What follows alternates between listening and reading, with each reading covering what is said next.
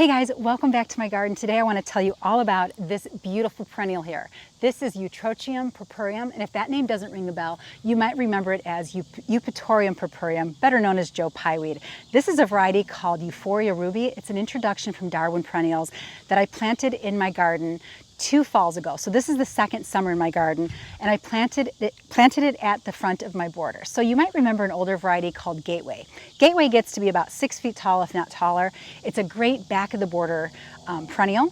But Euphoria Ruby was bred for smaller space gardens like what I have here in my side yard, which is why I located it right at the front of the border.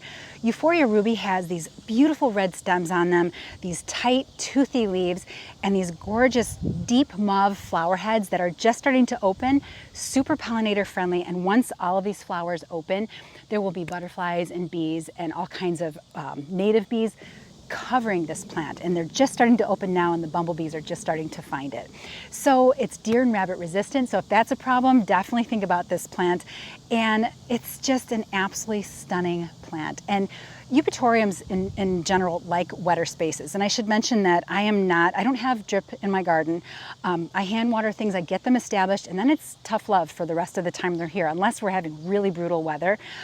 So this has just come through on its own. I got it established and I've left it alone. Now we've had just under 5 inches of rain in the last few days. We had rain again this morning. We've had 60-mile-an-hour winds a few days ago as well.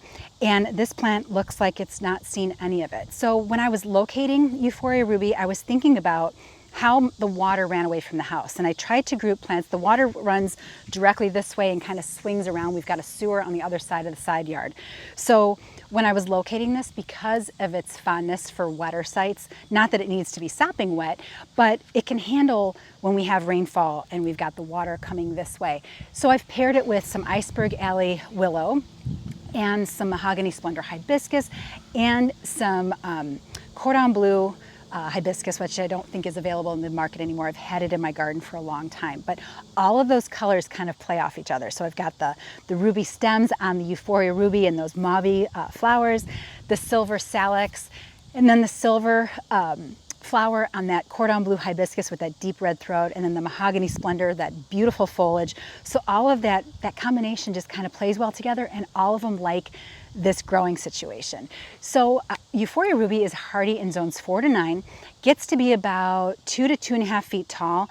So you can put it at the front of the border, and it's so statuesque and graceful looking, and just a tough plant. I've not had to Chelsea chop it. It's holding its own. The shape is beautiful, and I just can't say enough good things about it.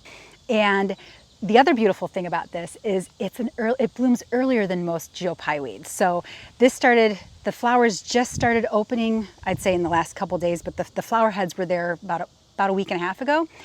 And this will flower continuously, provided I'm deadheading, of course.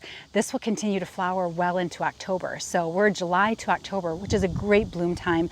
So I get the pollinators coming through. It's a great, late season flower bloomer. So you've got constant color and interest in the garden. It's just a great plant. It's a tough plant, and I like things like that where I don't have to babysit them.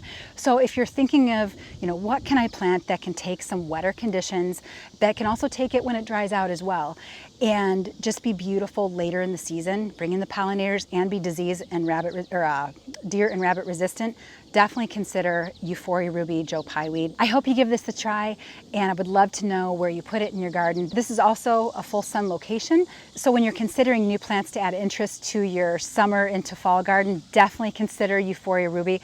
This is a winner, you guys. All right, guys, thanks for watching. I'll catch you in the next one. See ya.